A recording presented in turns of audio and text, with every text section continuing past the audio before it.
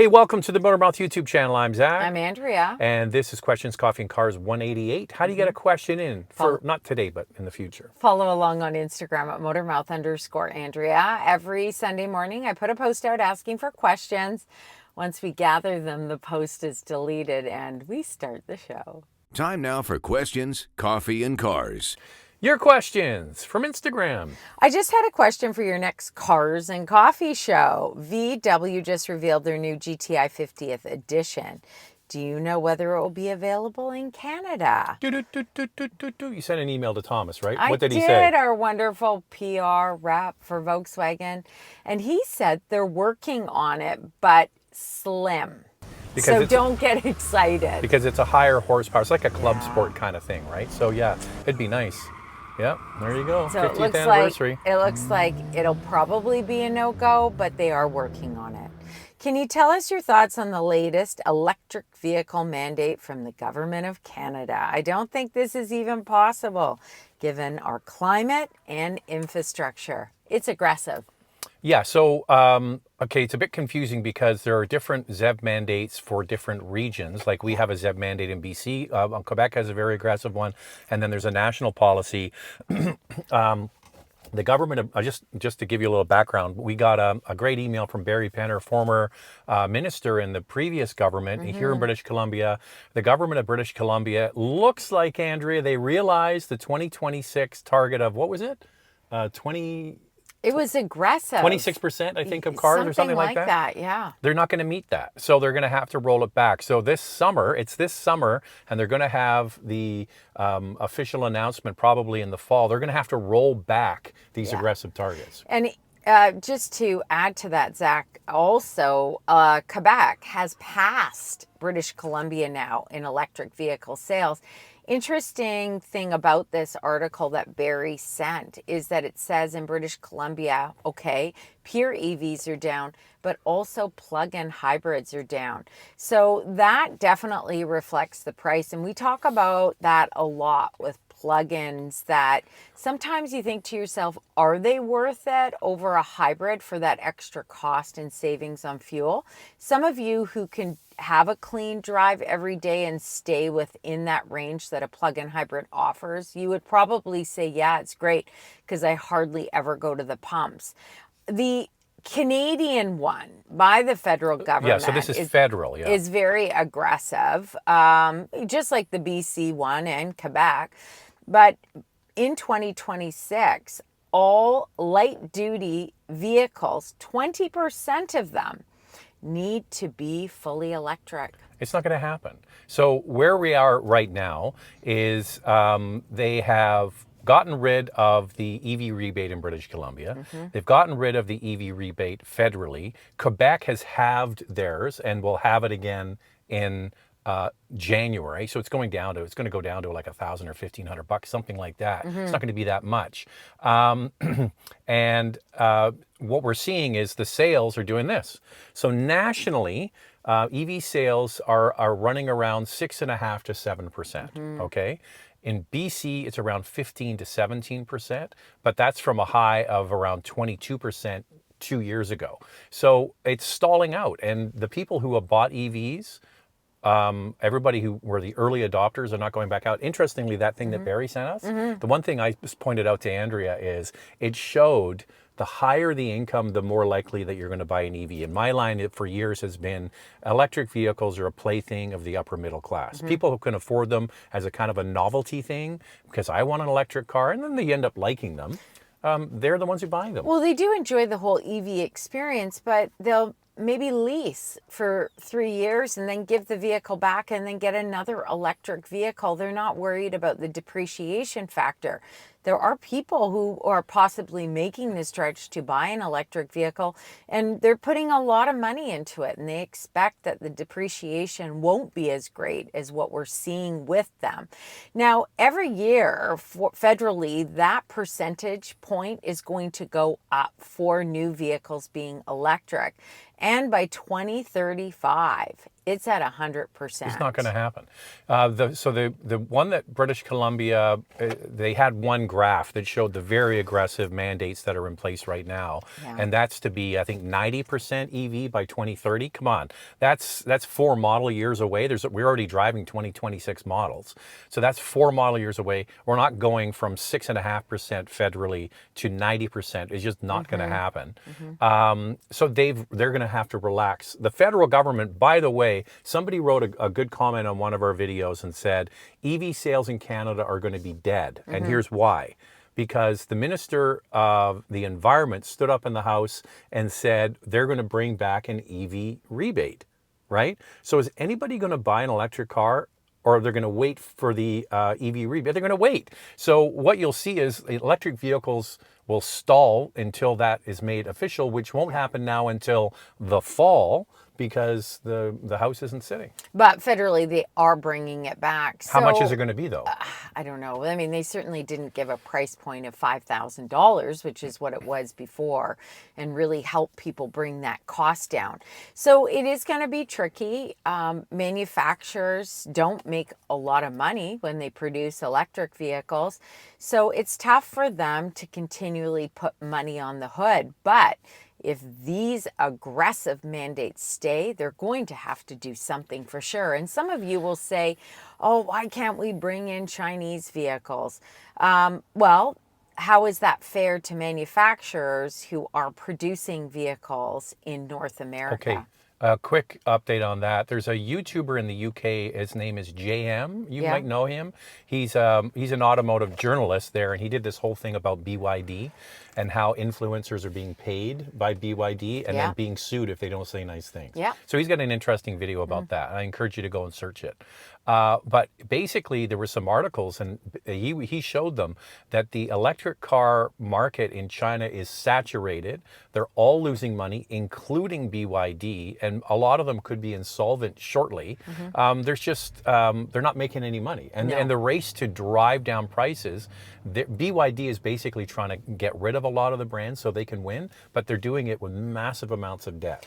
Yeah, and also VinFast was another manufacturer who paid influencers when they did their reviews. And I want to make it clear, as auto journalists, we did not get paid by VinFast. But the problem is when you start to pay influencers, then we're all lumped into one category. And when we do a VinFast review, even if we say good things about it, people think that we've been paid to say good things about it. And it's unfortunate for a company. So I think it's better for manufacturers, for these brands, to stay away from paying people. They're doing it. The problem is when they mix everyone together. Like we went on a trip with VinFast, and we were there as a journalist and not being paid. And half the people there were all getting paid. And so it's like I said to them, it's a terrible look. And then the word got out to the real journalists that people were getting paid, and that spread through the whole community. And it's like, that is happening now, Andrea, but they just keep them separate. We'll go to an event, and we're there as the auto journalists, and then the next group of people, I call them the floppy hat crowd. They show up with their big sun hats, and you can just tell right away, oh, it's the influencer group. Nice people. Nice people. Yeah. But they're getting paid to be there. I know. And it's just really unfortunate when we're lumped together like that. There was one event that we were at, and the influencers got a backpack with the brand's logo on it and some stuff inside. And I was like, well, where's my backpack? Oh, you don't get one. And also, but this is great going off subject here because it's good. A little insight into what happens. So they have drive routes for us. We get the car and we go, we're going to go out for 2-3 hour drive in the car. And then we make a video out of that, and you see 15 minutes of it, but we're out in the car for hours. You know what the influencers do? They drive the car and they go to a spa. And then they drive from the spa and they go to a restaurant, and then they all take pictures of their food. Yeah. And basically and there's a car in there somewhere. Yeah. It's a pretty sweet gig. Wait a second, Andrea, and they get paid. And they get paid. Yeah. How about that? It's not our world. No. You know, we asked about a month ago for people to subscribe, even though they watch the videos. They're probably watching them anyway, but they just don't realize they're not subscribed. We saw our subscribers shoot way up, which is really, it makes me sleep better at night. How about you? Oh, well, you know me. Oh, yeah. I like the subscribers to be Zach knows I get grouchy when they're not. Yes, Andrea's like, what's with the subscribers? So please make my life better. Oh, I was like, subscribe yes. to the channel. That's all we ask. It doesn't cost. It's free. It's summer sale continues. Free. Summer sale. Summer sale is going to probably continue into fall and winter. No, it's soon. going to be red tag days or something. Do you think any company will ever make an electric convertible? Yeah, for sure. they will. Actually, there's lots of rumors that there are different ones coming out, possibly like a Corvette. I'm surprised But- it hasn't happened yet. Yeah, to be me honest with too. Okay, so couple that I was thinking about. Come on, Porsche with a Boxster. It is coming. That is coming. It is We do know coming. that, We yeah. do know. That one, will it come before maybe Mazda MX-5? I don't know. But they're definitely going to come, and boy, they're going to have some good torque and good acceleration.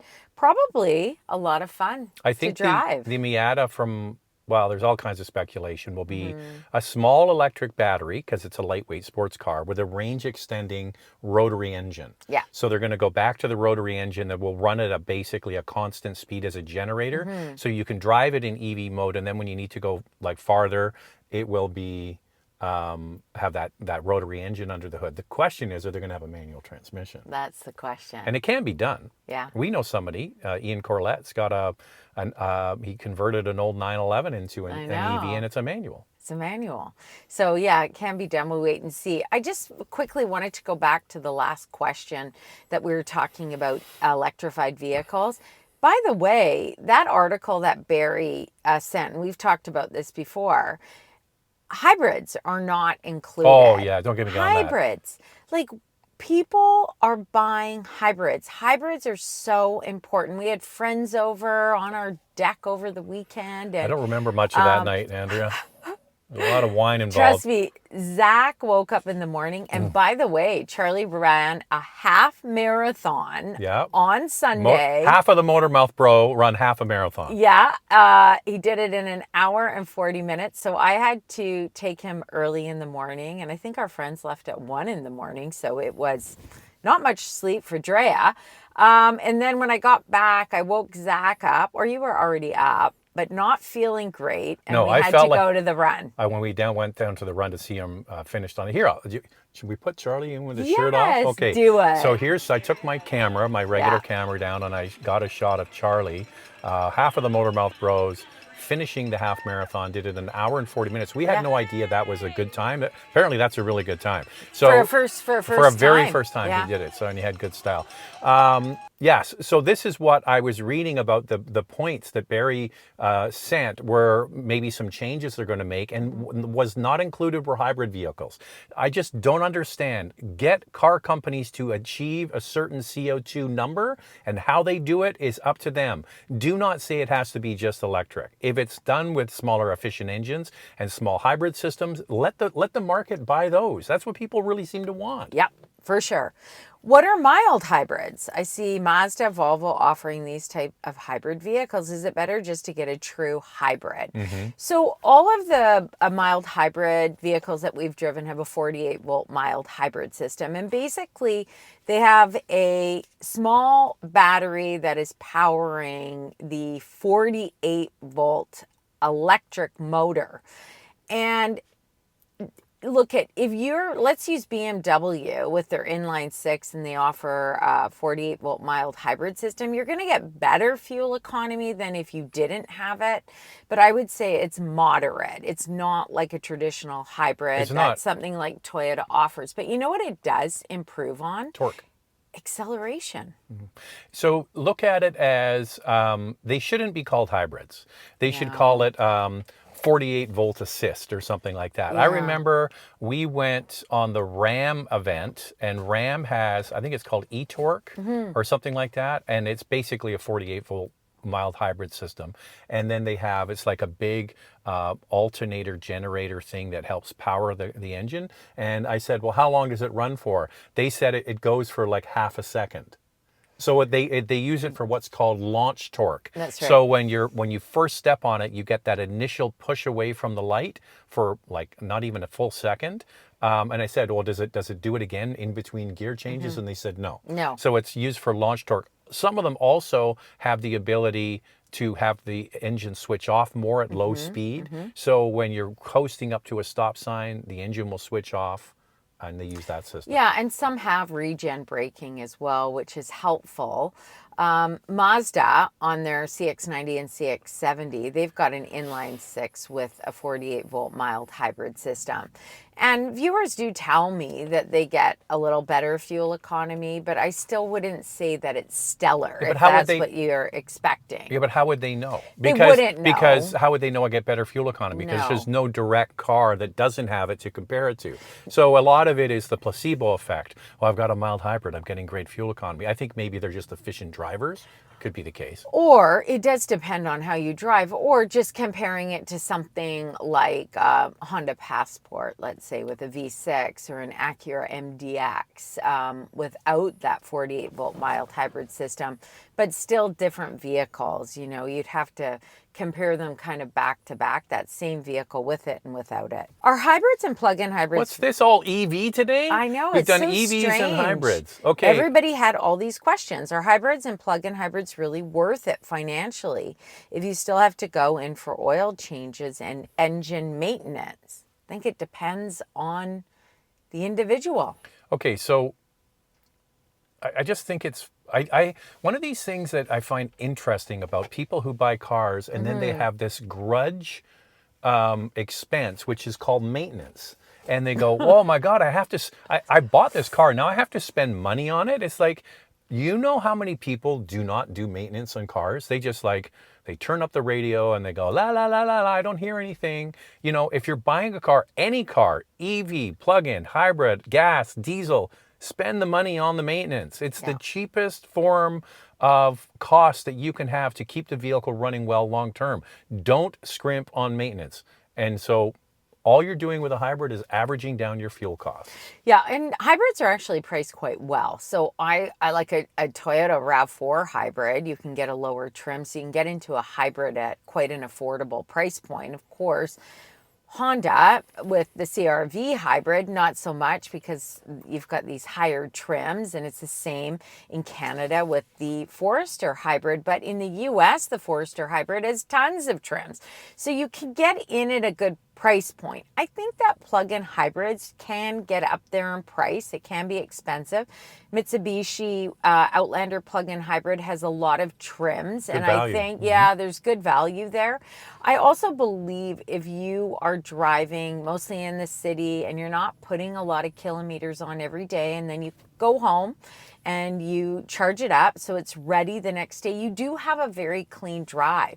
But yes, you're going to have maintenance. Yeah, you're going to have maintenance. It's just the way it is. It's just the way it is. And the other thing is that you've got to look at purchasing a hybrid or a plug-in hybrid as a way to average down your costs on the fuel side. Yeah. You're not going to get rid of maintenance. And the maintenance will be there just like your regular car, but you're going to spend a whole lot less on fuel. So that's the up.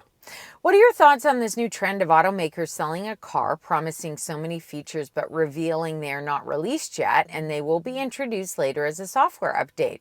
I'm not talking about FSD. I have a Polestar 3, and they have yet to release a digital key, auto folding mirrors, auto park, things that should normally be there on day one. But on a side note, it's exciting to get a new software update every 3 months.